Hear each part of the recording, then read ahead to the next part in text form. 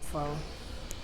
Olá pessoal, hoje o tema que eu vou abordar aqui com vocês é um tema muito importante e pode salvar a vida da sua planta. Como regar a pitaia sem comprometer a vida da planta. Depois da vinheta eu continuo. Fui!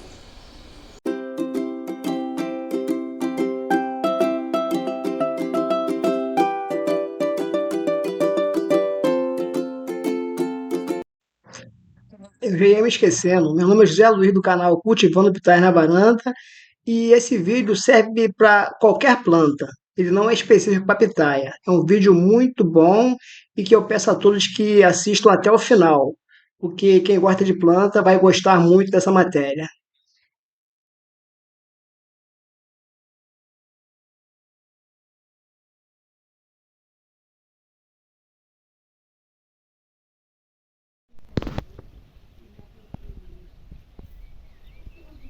Saber como regar as plantas corretamente é muito importante. Qualquer um pode derramar água em uma planta. Mas acredite, por experiência própria eu digo isso. Leva muito tempo e treinamento para se entender como as plantas usam a água, além das outras possibilidades que entram nesse jogo. As diversas variáveis incluem o seguinte: o tipo de planta, o seu tamanho, a textura do solo, o tempo recente de rega, a exposição ao sol e a hora do dia que você vai regar. Em suma, regar o seu vaso ou jardim não parece ser uma tarefa muito difícil, mas a quantidade de água que uma planta requer está em constante mudança e você precisa prestar atenção.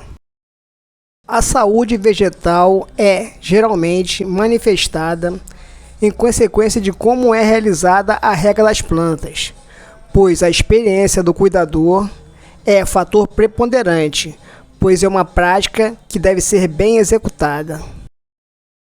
Para regar uma planta de maneira adequada, você pode tomar como base essas 8 práticas.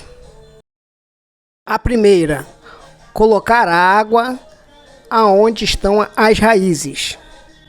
Concentre a água no nível do solo e continue aplicando-a até que toda a raiz da planta fique encharcada.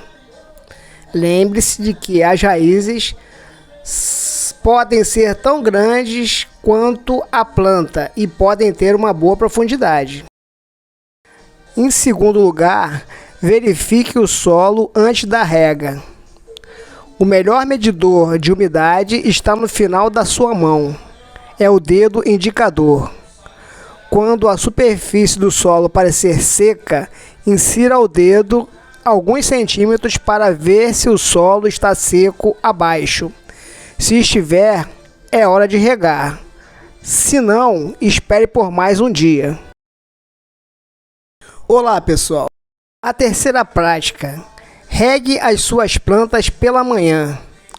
O melhor momento para regar suas plantas é de manhã. Há de se convir que no caso das folhas ficarem molhadas, elas terão o dia inteiro para secar. É muito mais difícil para as doenças atacarem as plantas quando a folhagem está seca. Se você não pode regar de manhã, faça à noite, pois é outra melhor opção. Coloque a água lentamente. Se a superfície do solo estiver seca, a água pode empoçar ou escavar e não ser absorvida. A solução é começar lentamente e gradualmente para acumular um embebecido completo. Uma vez que os poucos centímetros superiores estão úmidos, a água será absorvida com facilidade. Quinta prática: utilize formas de regas automáticas. Use uma varinha de rega, irrigação por godechamento, regadores ou mangueiras para direcionar a água diretamente para a zona da raiz.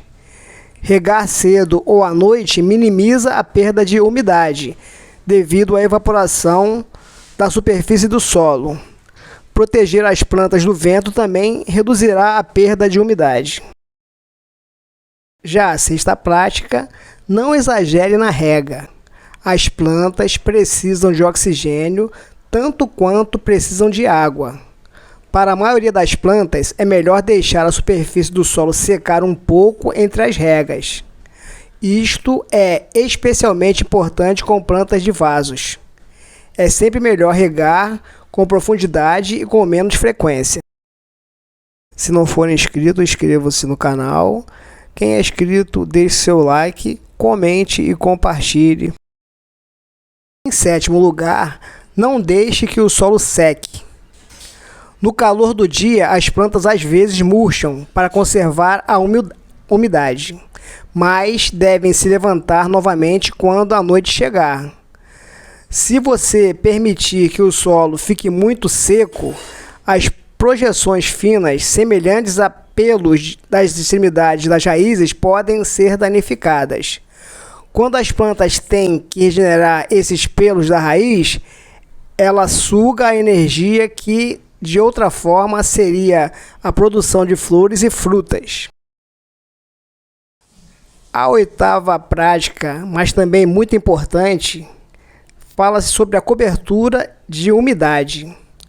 Cobrir o solo com uma fina camada de cobertura orgânica, como composto, folhas desfiadas, cascas desfiadas ou agulhas de pinheiro, ajudará a reduzir a evaporação e minimizar o escoamento.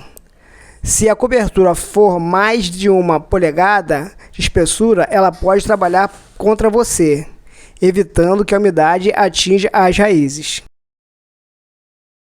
Para não me alongar muito nesse vídeo, eu vou deixar para falar no próximo vídeo as consequências da rega em excesso e da falta d'água nas plantas.